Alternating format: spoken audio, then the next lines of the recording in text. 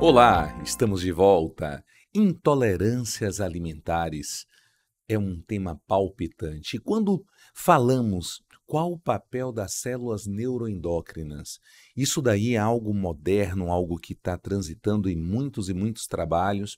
E agora a gente gostaria de trazer para vocês no Conecta Clínico esse modelo de conexão onde o gastro e o clínico vão trabalhar juntos na jornada do paciente. Eu sou Fábio Teixeira, faço parte do NAFAD, o Núcleo de Avaliação Funcional do Aparelho Digestivo. Estou aqui hoje com o nosso mestre Ricardo Barbucci, que está fazendo parte dessa jornada de conhecimento. E trago para ti, querido Barbucci, qual é o papel das células neuroendócrinas nas intolerâncias alimentares? Seja bem-vindo, amado mestre. Obrigado, Fábio. É um grande prazer estar aqui novamente. A gente já mencionou numa pílula anterior que existe uma interação direta, né, da dieta, né, com a modulação da microbiota, e existe uma interação direta, então, dessa microbiota com as células neuroendócrinas. Lembrando que as células neuroendócrinas são células extremamente importantes, localizadas no nosso intestino, e que têm a função de produzir diferentes tipos de hormônios e neuropeptídeos.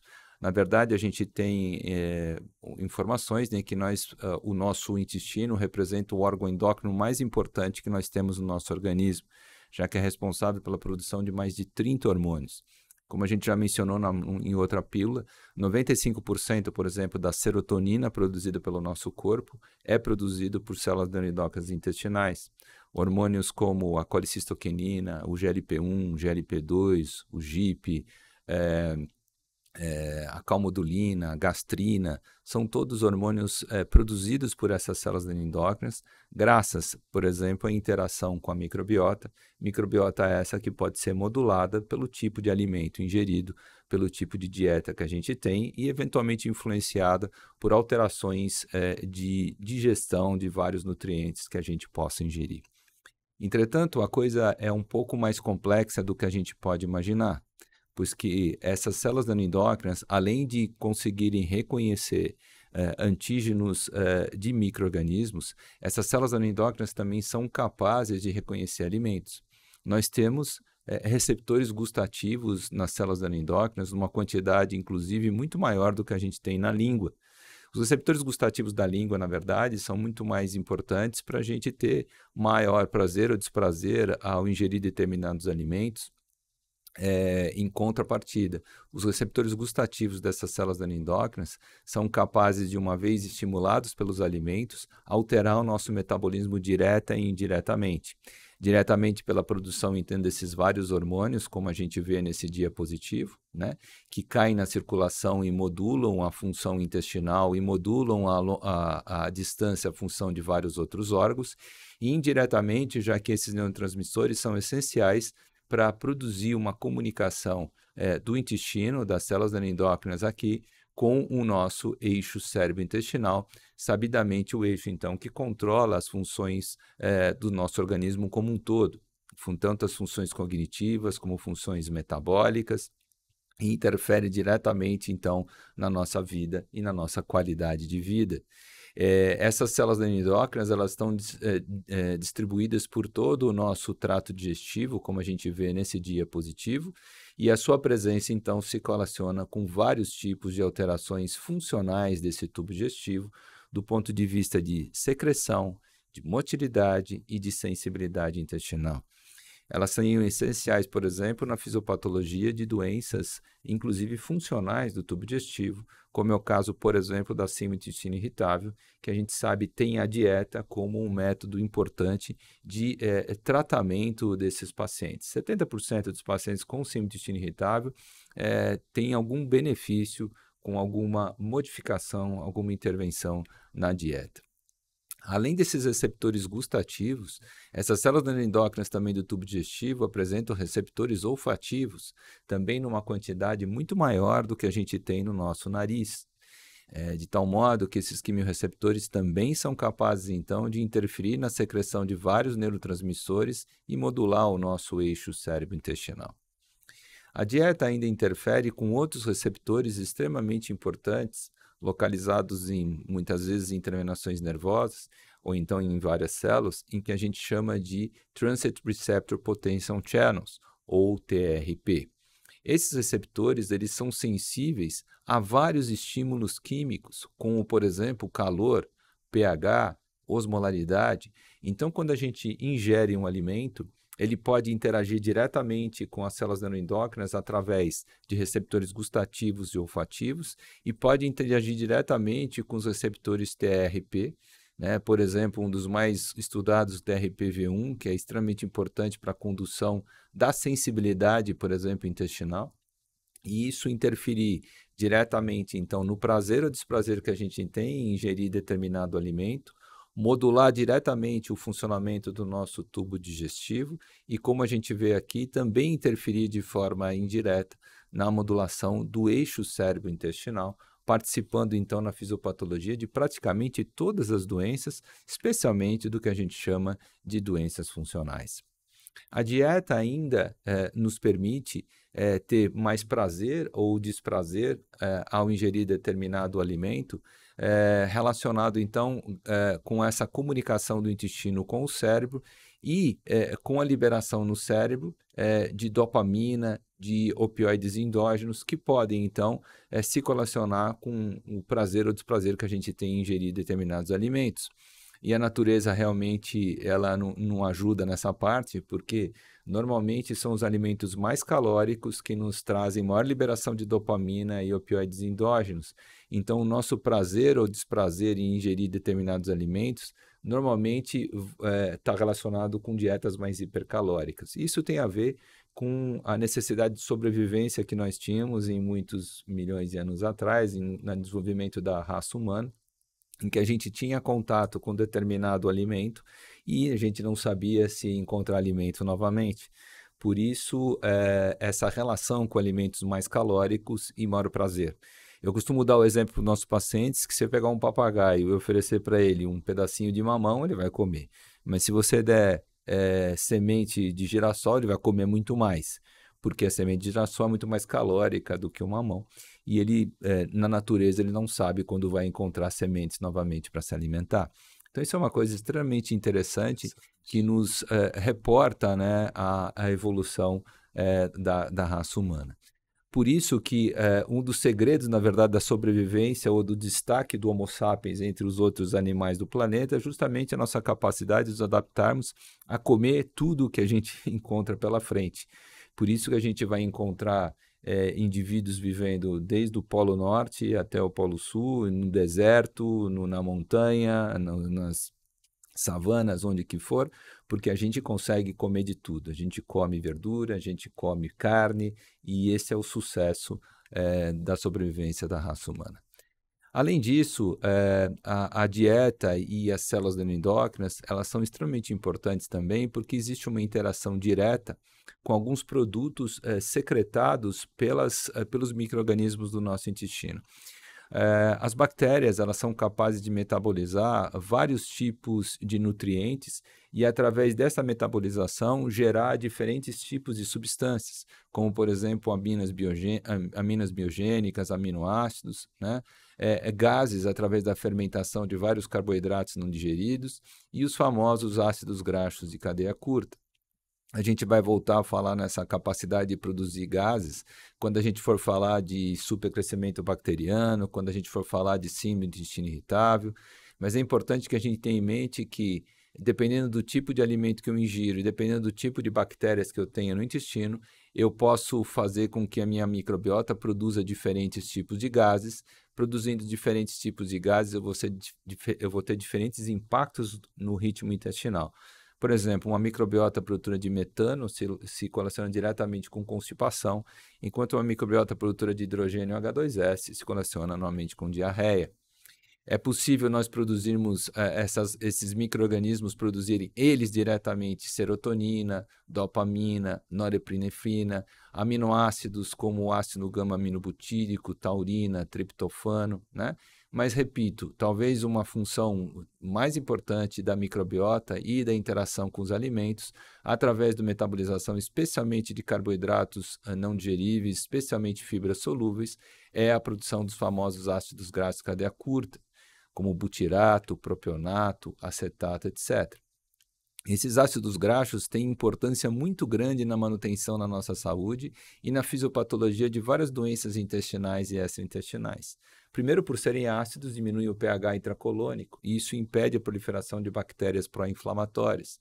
Segundo, que esses ácidos graxos de cadeia curta conseguem interagir diretamente com células dendríticas do intestino, que a gente sabe que são as células responsáveis pela modulação da resposta imune do nosso organismo.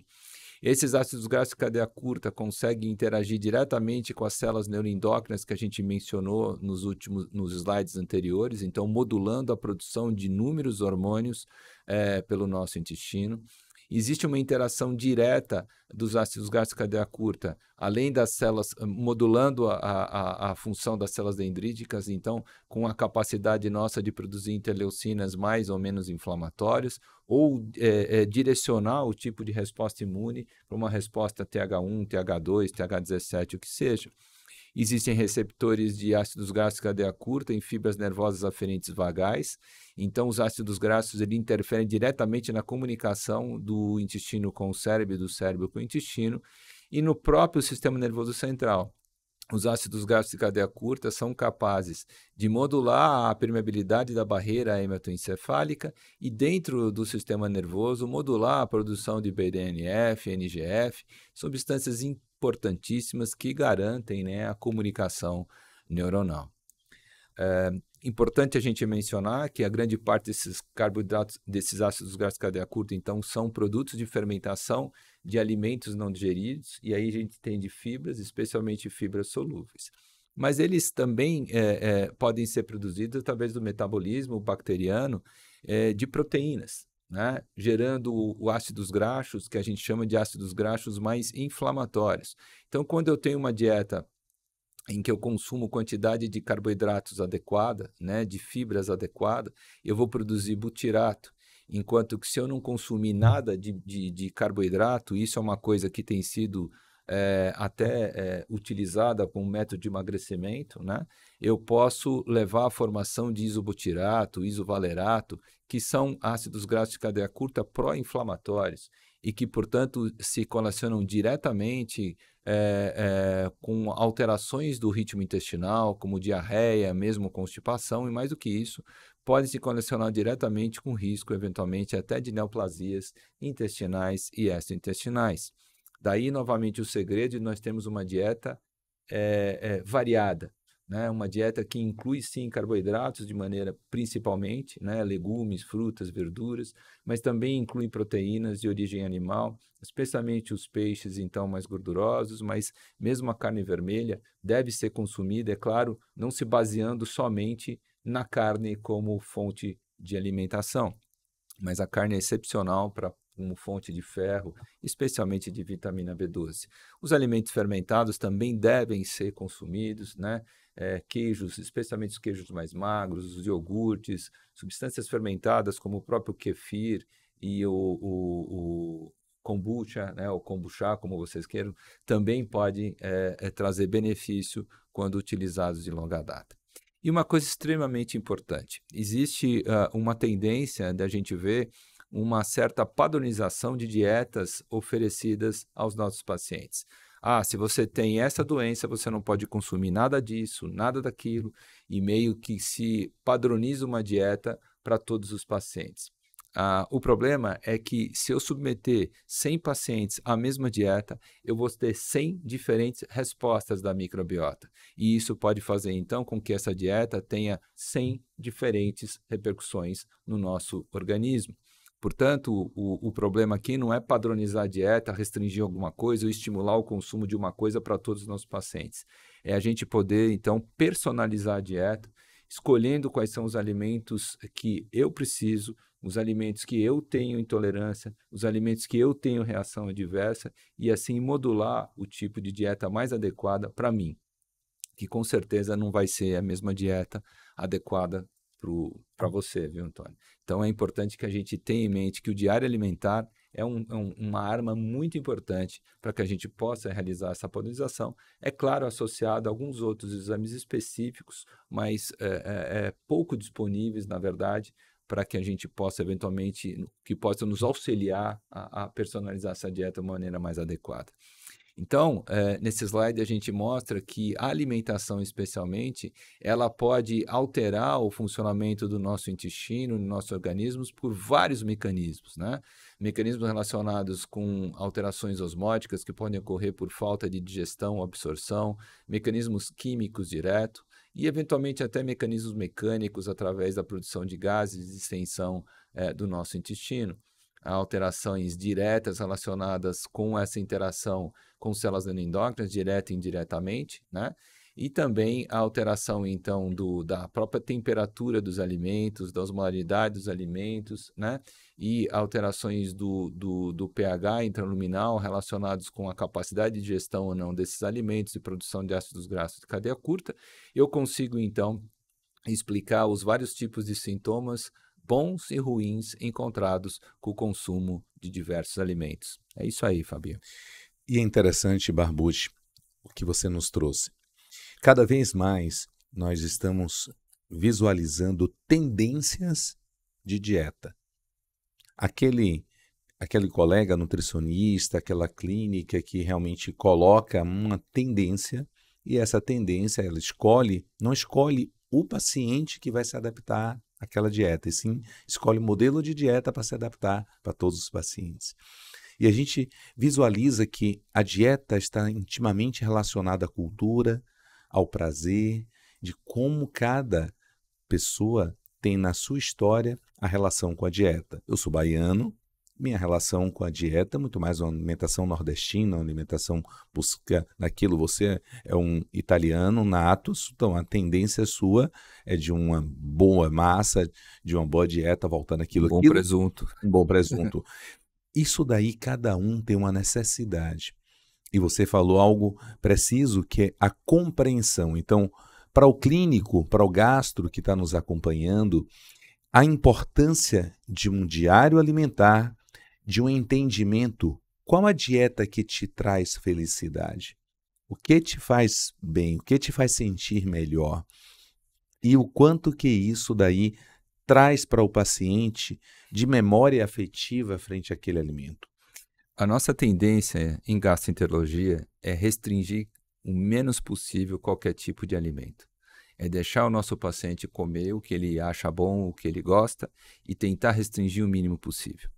As dietas muito restritivas, e a gente vai falar sobre os FODMAPs um pouco mais para frente, elas têm um impacto bastante importante na nossa vida. Primeiro, que do ponto de vista nutricional podem não ser as mais adequadas. Dietas muito restritivas levam à deficiência de nutrientes, quase com certeza. Dietas muito restritivas modulam a nossa microbiota de uma maneira inadequada. Dietas muito restritivas causam um problema social bastante importante em quem as faz, porque impede o convívio com outros de uma maneira mais alegre. Né? É aquele paciente que não come nada e não pode ir no restaurante porque ali não tem a dieta específica que ele tem, não vai à festa porque ali não se pode comer, não se pode beber o que ele gosta, etc. Né? Traz um problema monetário, porque as dietas restritivas normalmente são mais caras do que as dietas não restritivas, e especialmente o que traz realmente uma preocupação bastante grande entre os gastroenterologistas e os psiquiatras hoje em dia, são os problemas psiquiátricos relacionados com a restrição dietética. Né? A gente já conhece, sem dúvida, a bulimia, a anorexia, a ortorexia, né? Mas, mais recentemente, a gente tem, por exemplo, a descrição do ARFID, que nada mais é do que uma doença em que a gente começa a ter medo de comer. Né? O Avoiding Restricted Food Intake Disorder é uma situação em que eu olho para o alimento e já acho que o alimento vai me fazer mal. Né? Então, isso cria uma ansiedade crônica nos nossos pacientes, isso acaba levando a uma vida sem graça, uma vida com medo de passar mal quando come, e isso interfere na nossa saúde mental diretamente. Então, é muito importante que a gente tenha em mente isso. A gente deve comer o que a gente gosta, né? É claro, desde que a gente respeite as nossas reações frente à ingestão de determinados alimentos, né? Não vou pedir para um diabético ficar tomando 3 litros de suco de laranja por dia, né? Mas o segredo aqui é a parte do bom senso. Já diz a minha mãe, a dona Celeste, que faz muito mais mal o que sai pela boca do que o que entra por ela. E isso daí, nós viajamos mundo afora juntos, ele é o meu mestre, eu sou discípulo dele na área da neurogastro. Imagine, eu tenho alergia a ovo, tenho alergia a mariscos, o quanto que ele se submete a ir para alguns restaurantes justamente para se adaptar à minha vida restritiva, para não me tirar o humor, para eu continuar sendo alegre, estar aqui feliz em compartilhando mais uma pílula com nossos colegas gastros, clínicos. Solicitamos a vocês que essa pílula chegue mais longe, compartilhe com colegas e traga muitos e muitos clínicos, gastros, para que façam essa conexão. Como o Barbucci falou, está tudo conectado. Vamos ver lá na frente mais pílulas, o quanto que a dieta interfere na síntese irritável, no supercrescimento bacteriano, o quanto que as intolerâncias alimentares podem mudar a hipersensibilidade visceral, o quanto que isso pode trazer de dor ou manifestações sintomáticas para outras patologias. Convido vocês para mergulharem conosco nessa jornada Conecta Clínico. Até a próxima!